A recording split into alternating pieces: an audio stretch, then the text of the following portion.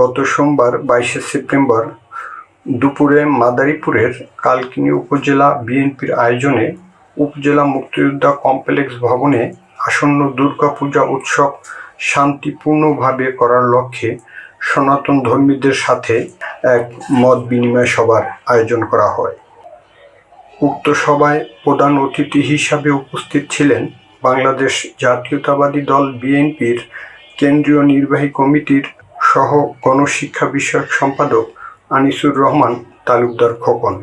বিশেষ অতিথি হিসাবে বক্তব্য রাখেন কালকিনি উপজেলা বিএনপির সাবেক সভাপতি বীর মুক্তিযোদ্ধা মোহাম্মদ ফজলুল হক ব্যাপারী, সাবেক সাধারণ সম্পাদক মোহাম্মদ মাহবুব হোসেন মুন্সি, মাদারীপুর জেলা পূজা উদযাপন ফ্রন্টের সদস্য সচিব অসীম হালদার, যুগ্ম আহ্বায়ক অনুপম পাত্র, কালকিনি উপজেলা পূজা উদযাপন ফ্রন্টের সভাপতি শ্যামাপ্রসাদ পাল ও সাধারণ সম্পাদক প্রমথ মণ্ডল সহ বাংলাদেশ জাতীয়তাবাদী দল বিএনপির বিভিন্ন অঙ্গ সংগঠনের নেতা ও নেতৃবৃন্দ অনেকেই এ সময় উপস্থিত থেকে অনুষ্ঠানটি সাফল্যমণ্ডিত করে তোলেন।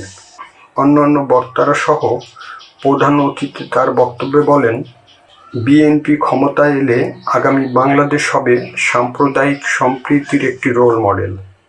থাকবে না ধর্মীয় কোনো বৈষম্য।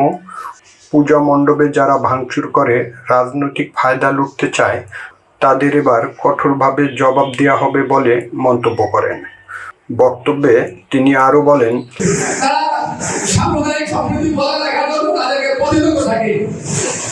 আমি যে কথা আমার না বলেই নয়, আমরা এমন একটা জায়গায় বসবাস করছি যেখানে আমরা সংখ্যালঘু হলেও যারা এখন মিটিং করছে তারা কিন্তু কখনো আমাদের সংখ্যালঘু। আমাদের দলের নেতা কর্মী তাদের উদ্দেশ্যে আমি বলতে চাই, আপনারা পূজা মণ্ডপ পাহারা দিতে যাবেন না, এটা আপনাদের দায়িত্ব না, এটা প্রশাসনের দায়িত্ব, বর্তমান অন্তর্বর্তীকালীন সরকারের দায়িত্ব। আমাদের দায়িত্ব একটি, আমাদের দেশে এখন চক্র রয়েছে, একটি কুচক্রী মহল রয়েছে যারা বিভিন্ন ইস্যুতে আমাদের মধ্যে ঢুকে, সমাজের মধ্যে ঢুকে বিশৃঙ্খলা সৃষ্টি করতে চায়। সে ব্যাপারে বিএনপির প্রতিটি নেতা কর্মীকে অত্যন্ত সজাগ। বাংলাদেশ জাতীয়তাবাদী দল, এই দলের বর্তমান যে ভারপ্রাপ্ত চেয়ারম্যান জননেতা জনাব তারেক রহমান চায় বাংলাদেশের সকল মানুষের হয়ে থাকবে, যেখানে কোনো জাত ভেদ থাকবে না, ধনী গরিবের বৈষম্য থাকবে না, মানুষের ভালোবাসার কোনো কমতি। আমরা সেরকম একটি সমাজ চাই। যে দেশ নতুন করে স্বাধীনতা পেয়েছে,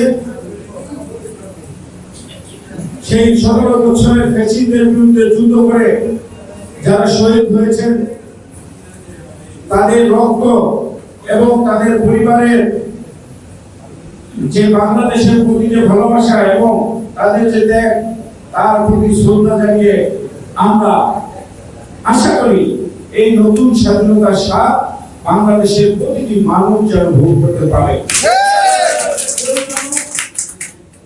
কোনো ক্ষেত্রে কোথাও যেন কোনো বৈষম্য শিকার না হয় বাংলাদেশের নাগরিকরা। আমরা সেইখানে কে হিন্দু, কে মুসলিম, কে বৌদ্ধ, কে খ্রিস্টান সেভাবে আমরা দেখতে চাই না। বর্তমান সময়ে আমরা দীর্ঘদিনের